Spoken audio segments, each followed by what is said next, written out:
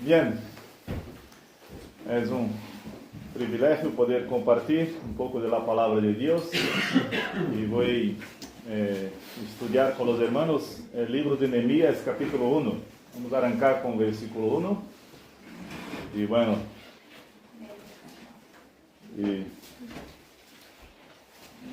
hay un montón de tipos de personas, ¿no? Dios creó a las personas de varias maneras, cada uno con su personalidad, pero y el pecado sin duda ha hecho un gran estrago en esta creación de Dios, pero más Dios vino con tu poder, con tu gracia y misericordia a restaurar el hombre, ¿no? Y aquellos que caminan con el Señor, como cantamos, de poco a poco van pareciendo más con su Salvador, ¿no? Pero mas hay personas que son así, los tipos de personas que no saben lo que sucede, ¿no? No sabe, nada sabe, está por ahí a vagar, bueno, quizás es un vago, ¿no? No sabe de nada que sucede, o que está a se passar en el mundo, en la comunidad, en todo, ¿no? No sabe de nada. Tampoco desea saber, ¿no? Hay aquellos que, los que hacen que las cosas sucedan, ¿no? O mejor, hay aquellos que solo observan los acontecimientos. Então, hay aquellos que não sabem o que sucede. Há aqueles que observam os acontecimentos e quedam só observando os acontecimentos. E há aqueles que fazem que as coisas sucedam. Tiago, capítulo 4, versículo 17. Alguém abre e lê, por favor. Aí uma orientação acá, Santiago, perdão, porque brasileiro não chama os personagens bíblicos de santo. Creio que é por tema do catolicismo, né? Que tudo tem nos seus santos e todo. Então nós nos chamamos São Juan, São Mateus, chamamos Mateus de Mateus, meu irmão Mateus, chamamos assim, né? Então Santiago, para os argentinos, 4:17. Y al que sabe hacer lo bueno y no lo hace, le es pecado. Bien, entonces, delante de esta información, advertencia bíblica, es importante saber quién yo soy ese tipo de persona, ¿no? Los que no saben lo que sucede, los que solo observan los acontecimientos y aquellos que hacen las cosas suceder. Porque la palabra dijo bien clarito, ¿no? Que aquellos que saben que debe hacer el bien y no hacen, ¿cómo chamamos isto? Como a Bíblia chama isto? Pecado. ¿No? Pecado. Então, eu desejo compartilhar com vocês um tema chamados a preocupar-nos. Somos chamados a preocupar-nos. O crente não pode quedar indiferente a nenhuma situação. Somos chamados a preocupar-nos. E Nehemías se preocupou e demonstrou seu interesse de 4 maneiras que quero compartilhar com os irmãos acá. Nehemías se preocupou, por exemplo, lo suficiente como para perguntar, não? Normalmente saludamos as pessoas no dia a dia assim, oh, como te va? A pessoa responde, contesta, como a pessoa contesta? Bien, bien, estou de passada, como te va? Bien, como te va? Bien, me alegro, eu sempre escuto, me alegro. E isso está tão acostumado, como te va? Bien, me alegro. E muitas vezes não damos em conta que a pessoa falou, estou bem, mas com a cara, estou bem. Bueno, não está bem. Ou quizá a pessoa contestou, não estou bem. Mas se passa de largo, não? Me alegro. Não, ele disse, não estou bem. E vos falaste, me alegro, como? Então, quando paramos para perguntar, temos que estar atentos lá. A resposta que vamos ter, ou senão é só uma curiosidade que temos, não? Então Nehemías se preocupou o suficiente como para perguntar. Capítulo 1, versículo 1 a 3, a palavra de Deus habla assim: Palavras de Nehemías, hijo de Hacalias, não? Aconteceu em mês de Quisleu, muito importante essa informação, mês de Quisleu, e em ano 20, estando eu em Susa, capital del reino. Que vino Hanani, uno de mis hermanos, con algunos varones de Judá, y les pregunté. Bueno, él preguntó. Por los judíos que habían escapado, que habían quedado de la cautividad y por Jerusalén. Y me dijeron, el remanente, los que quedaron en la cautividad, allí en la provincia, están en gran mal afrenta, en gran mal y afrenta, y el muro de Jerusalén derribado, y sus puertas quemadas a fuego. Información, me alegro. Imagínate si ele contesta, ¿no? Com essa informação me alegro. Não pode. Não pode. Neemias tinha um puesto de muita responsabilidade. Neemias tinha... Como? Neemias tinha influência. Muita influência, não? Todos, creio que sabem um pouco da história de Neemias. E a história bíblica... Deus sempre puso pessoas assim, não? Em posição, como por exemplo Esther, a reina Esther, tivemos também Daniel, José, e pessoas que Deus usou um montão em sua posição. E acá está Neemias, que está acá fazendo uma pergunta: como estão meus irmãos em Jerusalém? Como está a cidade? E era um dia qualquer. Um dia comum, né? Chega seu irmão e ele pergunta: o que se passa achar? Um dia comum. Pero, em dia qualquer, mas com uma atitude correta, Neemias tuvo. A atitude correta e todo cambiou em esta história.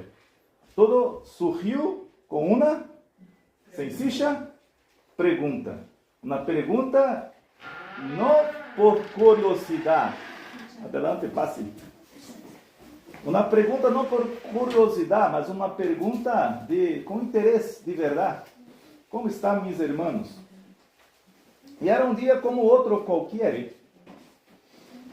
Interessante, não? E tudo vai cambiar com a atitude correta de um homem em esta história. E caminhando por Buenos Aires, eu miro os edifícios que têm umas portas muito grandes. Não sei se já viram isso, seguramente, né? Umas portas gigantes, não? E eu queria imaginar que uma porta, o que hace a porta girar? Acá tem um nome da coisa, bisagras, não? São pequenas, não? E hace uma coisa gigante girar, não? Assim é nosso Deus. Pode ser pequena coisa, pequena mano, a ser um grande movimento para a glória de Deus. Uma simples conversação com alguém. Uma simples conversação com alguém. Recuerda, seu irmão chegou e ele perguntou: como estão meus irmãos em Jerusalém? Uma sencilla conversação. E tudo vai cambiar na história e na vida deste homem e nos planos de Deus. Neemias teve uma vida exitosa e segura. Ele pergunta e se preocupa com o que vino de resposta, não com a resposta que vino. Isso, irmão, é raro desde sempre. Porque mais adelante na história de Jerusalém, já com o profeta Jeremias, abre Jeremias 15, versículo 5. Alguém lê, por favor. Deus usa o profeta Jeremias em uma situação para falar que Jerusalém volvió a quedar malo na época de Jeremias, não? E aí tem esse versículo que Deus também tinha um montão de siervos, mas não encontrou um que tuvo a atitude que vamos ver em Neemias. Jeremias 15, 5. Porque ¿quién tendrá compasión de ti, oh Jerusalén? ¿Quién se entristecerá por tu causa? ¿O quién vendrá a preguntar por tu paz? Nessa época quizás faltava um Neemias. Então, Deus teria um montão de siervos, puxos. E a pergunta que Deus fazia através do profeta Jeremias: quem se importaria pela situação de Jerusalém? E essa história de hoje, Neemias sim. Neemías se preocupó un montón. De hecho, algunas personas prefieren no saber de nada. Cuando nos importa, queremos saber qué sucede. Y Neemías fue adelante. Los hechos no dejan de existir solo porque lo ignoramos. ¿Me explico? Los hechos no dejan de existir solo porque yo los ignoro. ¿Tengo una preocupación genuina o mera curiosidad? Por ejemplo, cartas, peticiones de oración, informe del ministerio de la iglesia, ¿son una carga o queremos saber para actuar? ¿Me explico? ¿O solo quiero saber por saber, para estar bien informado? O deseo delante de Dios y oro, Dios, haga con que essa informação mova mi coração, mova mi mano. Não quero saber solo por saber, solo para ter informação. Nos preocupamos lo suficiente como para perguntar, hermanos. Neemías se preocupou, perguntou. E a resposta que vino foi dura e cambiou sua vida. Cambiou sua vida. Pero, delante da informação, eu sei que muitas vezes nós não temos o que fazer, o que fazer. Não temos que fazer. ¿No? Mas enfatizo que o creyente sempre tem o que fazer. Sempre tem que fazer. Mesmo que seja o que vamos ver agora em versículo 4. Que Neemías hizo delante da informação. Neemías se preocupou o suficiente, sabe para quê? Versículo 4. Quando ouí estas palavras, me sentei e chorei. E hice duelo por algunos dias, e ayuné, e oré delante del Dios de los cielos. Que Neemías hizo? ¿Ah? Chorou. Primeiro chorou. El chanto, não? Interessante que el chanto, el choro, um homem que chora muito, eu sou de chorar, não? Para a sociedade, é sinal de debilidade. Agora, delante de Deus, aqueles que choram delante de Deus, não quero chorando para si mesmo, não, pobrecito de mim, nadie tem pena de mim, não é este choro, tá bem? Mas é um choro como de Ana, não? Em 1 Samuel, que chorou delante de quem? De Deus. Neemías não tinha o que fazer delante da informação. O que vou fazer? Quem eu sou delante desta grande situação de Jerusalém, de meus irmãos? Então, ele chorou delante de Deus. Lo que hace reír o chorar, hermanos, a una persona suele indicar su carácter. ¿No? ¿Entiende? Solo indicar su carácter. Lo que se reír o chora, ¿no? Às vezes se vê o chanto como um signo de debilidade, pero Neemías encontrou fortaleza em seu chanto. E muita fortaleza. Não em chanto em si, pero porque ele estava a chorar delante de quem? De Deus. Temos um Deus grande, irmãos. Se temos temas assim, impossibilidade, temos que nos acercar a nosso Deus e chorar delante dele. Quando Deus põe uma carga em nosso coração, não devemos tentar escapar. Deus ha ponido carga em coração de seus siervos. Alguns tentam escapar, como Jonás e tantos outros, não? Agora, outros que recebem uma carga, mesmo que mira o impossível, chora delante de Deus e não permite, não vai huir dessa carga. Não tenta escapar da carga que Deus ha ponido em tu coração. Se Ele ha ponido na carga, Ele é poderoso para dar as condições de actuar em meio a esta carga. Não sabes que fazer nem como fazê-lo? Clama e desahoga tu coração ante o Senhor. Primeira coisa, delante de informações difíceis, duras, primeira coisa que tenho que fazer é chorar delante de mi Senhor. Neemías também se preocupou o suficiente como para orar. Terceira atitude. Agora sim, na oração, versículo 5 diz assim: E dije, te ruego, oh Jehová, Dios de los cielos, fuerte, grande y temible, que guarda el pacto y la misericordia a los que le aman y guardan sus mandamentos. sin importar la situación, para Neemías, Dios sigue siendo el gran Dios del cielo y no hay otro. Recuerda cuál fue la información que él tuvo de su hermano. ¿Cómo estaban sus hermanos en Jerusalén? ¿Cómo estaba la ciudad? Terrible, ¿no? Ahora, esto cambió para Neemías. ¿Quién es Dios?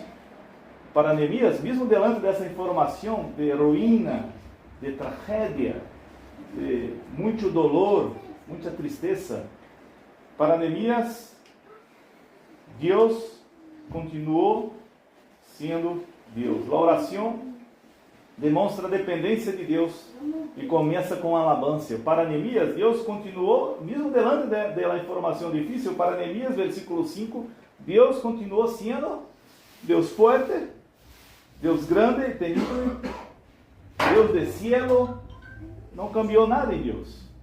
Então, o problema de Jerusalém e dos hermanos em Jerusalém não estava com Deus, estava com o pecado e com a vida de Jesus. Porque Deus sigue sendo Deus, forte, poderoso, Deus do cielo, Deus todo-poderoso, forte, temível. Então, o que se passa? O que se passa é o homem, seus filhos, seu povo, que tem que volver para ele, porque ele é grande, ele é poderoso. Versículo 6, Neemias decidiu dedicou a maior parte de sua oração à confissão de los pecados. Porque para ele, versículo 5, Deus é Deus.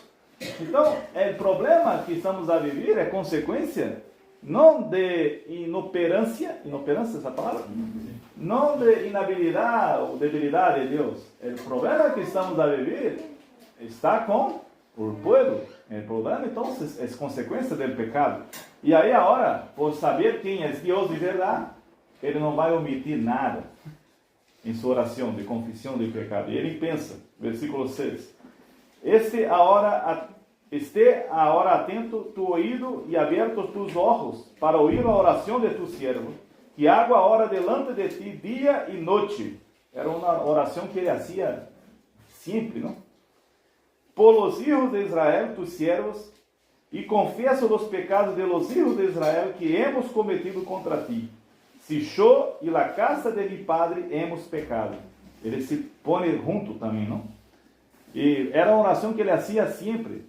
Acá não está a nombrar os pecados, pero não há dúvida que ele nombrava os pecados, porque ele orava todos os dias, noite e dia, por os pecados. Então, teria muito tema de pecado para falar delante de Deus, não? Versículo 7, em extremo nos hemos corrompido. Aí ele nombra cara alguns, não? Porque assim estamos delante de Deus, irmão. Não sirve só, Deus, perdona meus pecados. Vamos nombrar os pecados? Vamos nombrar, Deus, perdona minha arrogância. Perdona a maneira com que eu tratei minha esposa hoje. Perdona como eu falei com meu irmão. Ele vai perdonar, ele vai dizer também. Então vai achar e habla com tu irmão. E pedir perdão também a ele. Em extremo nos hemos corrompido contra ti e não hemos guardado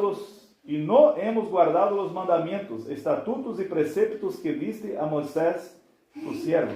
Acuérdate agora de la palavra que diste a Moisés, tu siervo, diciendo: si vosotros pecareis, yo os dispersaré por los pueblos. Pero si os volvieres a mim e guardareis mis mandamentos e los pusiereis por obra, aunque vuestra dispersión fuera hasta el extremo de los cielos, de allí os recogeré y os traeré al lugar que escogí para hacer habitar allí mi nombre. Neemías então se dedica a um tempo grande, largo de sua oração para confessar pecados. Neemías se inclui a si mesmo em seus pecados. Neemías não omite nada, de hecho conhecia a Deus. Não se pode omitir nada de Deus. Neemías concluiu sua oração com uma expressão de confiança. Ele sabia que se estou em pecado e me alejo de Deus, a mão de Deus pesa, pero ele também sabe que Deus não cambia, E ele sabe que se eu vuelvo com meu coração delante de Deus e confesso e hablo todo sem dar excusas, porque é Deus, como vou dar excusas para Deus? E sonda meu coração. Ele sabe também que a palavra de Deus não falha, seu amor não falha, sua graça não falha. E se vuelvo para Ele e confesso meus piores pecados, eu tendré de Deus graça, misericórdia, perdão, restauração. É isso que ele está a falar. E Neemias concluiu sua oração com uma expressão de confiança, versículo 10. Ellos, pois, são tus siervos e tu pueblo, los quales redimiste com tu grande poder e com tu mano poderosa. Pueblo de Deus, redimido com mano poderosa, não está imune a falhar. Pero, quando falhamos, devemos volver a Deus, de coração aberto. Te ruego, versículo 11, ó Jeová, esté agora atento a tu oído a la oração de tu siervo e la oração de tus siervos. Ou seja, parece que Neemias involucrou outros, não? Quando ele pensou a sentir o peso, quando Deus pensou a poner esse dolor em seu coração, ele seguramente compartilhou com outros irmãos, com outros do povo, porque acá ele já menciona que é a oração tuya e a oração de tus siervos. Isso está bueno, não? Então, a obra de Deus não se hace solo. Todo bem, estou enfocando acá a Neemias, mas está clarito que Neemias pensou para mim está clarito, que Neemias pensou a invitar outros a participar desse período de chanto, de oração, de clamor a Deus, porque ele habla, e a oração que eu estou fazendo todos esses dias, todos esses meses por tu povo, não, Neemias já não está solo, outros estão orando com ele, e a oração de tus siervos, que eles desejam reverenciar tu nome, sempre há eixos. Concede agora bom êxito a tu siervo e dá-lhe graça delante de aquele varão, porque eu servia de copeiro ao rei. Neemias se importou suficiente para perguntar, para chorar e para orar. Agora, eu sei que na igreja já tem um costume, né? Já virou até mesmo uma broma, não? E só ora e queda orando e nada se passa, nada acontece, não? Agora, quando é uma oração assim, irmão, de coração aberto, é impossível Deus não actuar em esse coração e fazê-lo movimentar. E assim foi. Ele terminou a oração acá.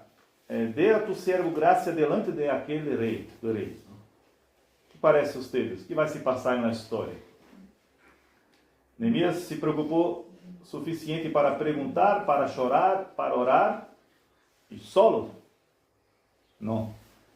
Não vamos estudar, recorrer todo o livro de Neemias. Vou seguir só mais um pouquinho acá em capítulo 2 e vou parar. Neemias se importou suficiente para actuar. Irmão, a oração não se trata de que se haga a vontade do homem e em cielo, não?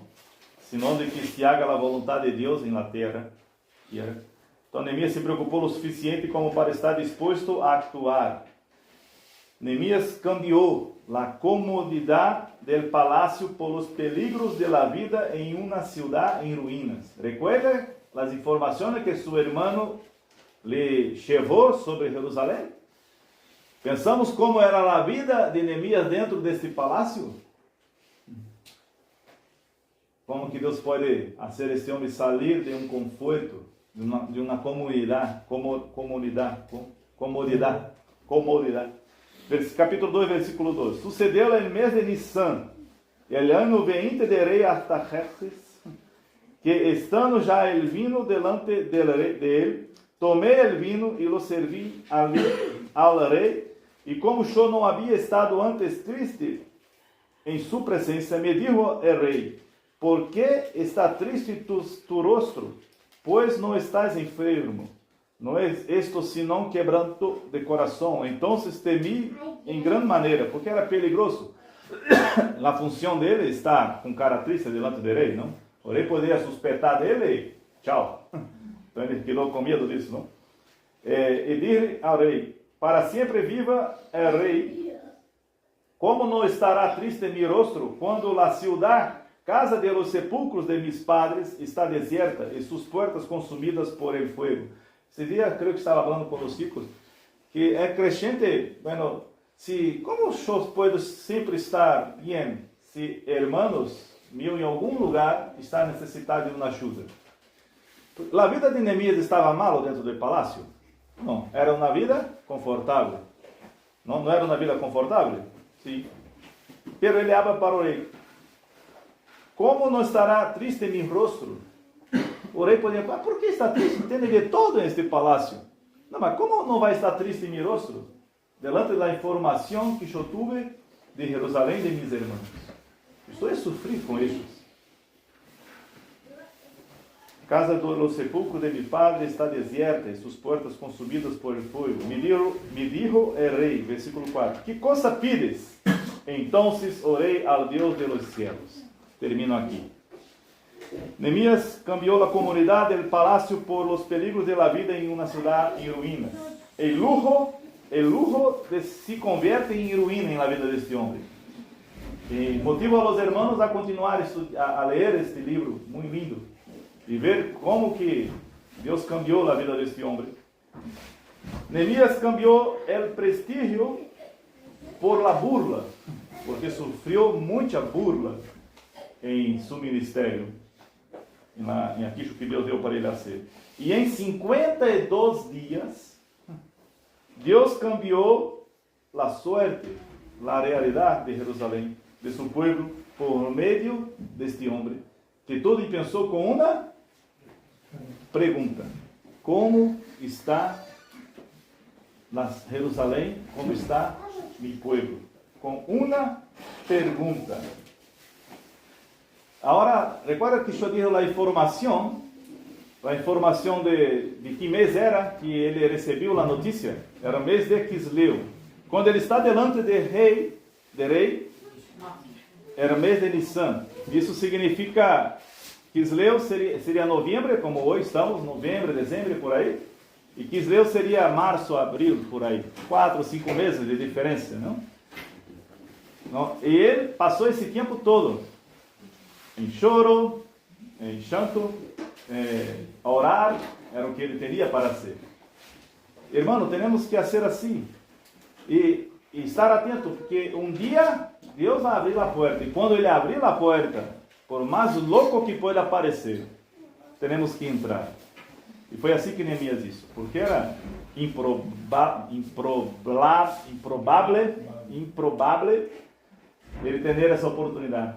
E a sequência da história habla clarito acá tudo o que se passou. Neemias tuvo deste rei todo que necessitou para fazer essa tarefa. Pero não foi uma tarefa sencilla. Quando ele então se pensou e pôs seus pés a fazer as tarefas, pensou um montão de pessoas a tentar desmotivá-lo, a tentar desviá-lo. Quando chegou em Jerusalém, mira, não vou dar spoiler, invito os irmãos, además pela história que vocês estão a viver acá, com a construção e tudo mais, quizás continuar a ler este livro e Deus usar para a edificação de vocês, trazer força para vocês, para essa grande e linda tarefa que vocês têm acá. Todo começou com um homem que se preocupou sinceramente. Não é uma pergunta só por fazer, não? Aún sin ver los medios para lograr algo, confiou, abriu seu coração ao Senhor e esperou. Esperar também está bem. Estamos falando acá de 4 ou 5 meses. Não é para esperar também 50 anos, não? Não é para esperar não sei quantos anos para pensar a ser aquilo que Deus incomodou, trai para meu coração. Não? 4 ou 5 meses, irmãos. Não foi suficiente. Quando ele viu a porta, ele estava listo. E é interessante, eu disse que não ia continuar, mas não vou continuar, vou até cerrar a Bíblia.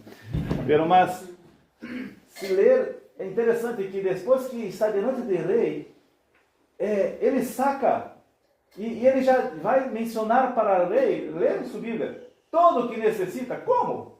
Hermano, desde aquele primeiro mês que ele chorou, ele já começou a planear.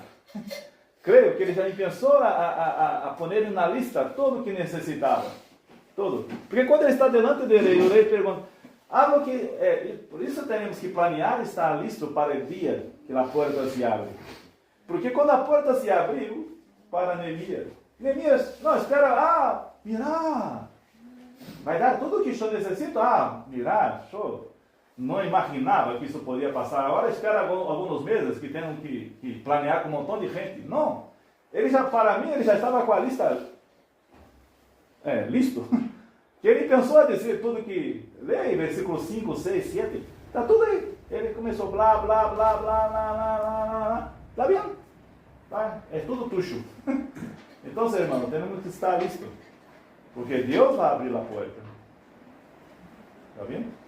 Então, termino acá, deixando esta palavra para os hermanos de ânimo. Todo começou com um homem que se preocupou sinceramente e aún sin ver os meios para lograr algo, confiou, abriu seu coração ao Senhor e esperou em Deus. Actuou, não de maneira irresponsável, actuou movido por la mano de Deus, em tempo de Deus. E cambiou tudo, né? E se há alguém acá, aqui só tem a ver com essa história que contasse hoje sobre Neemias, sabe o quê? Muito importante. Porque estamos falando acá de la restauração de la ciudad de Jerusalém, la ciudad onde venia el Salvador. Muito importante esse momento da história, porque para Jesus venir à terra, para cumprir seu ministério, o plano de Deus que já era hecho na eternidade, que era venir para morir por nós e salvar nós de nossos pecados, da condenação eterna. Esta cidade teria que estar restaurada. Esta cidade teria que estar funcionando todo novamente. A religião judaica teria que estar ativa aqui. Por isso foi muito importante. Mirar tudo que Deus tuvo que mover este homem, tantas vidas, tantas coisas, por amor a ti, porque ele desejava venir a esta terra para morrer por nós outros. Pero isso tudo hace plano da salvação de Deus para nós outros. E tudo pensou com uma sencilla pergunta: como vão, meus irmãos? E tudo caminho. Deus bendiga a sua palavra.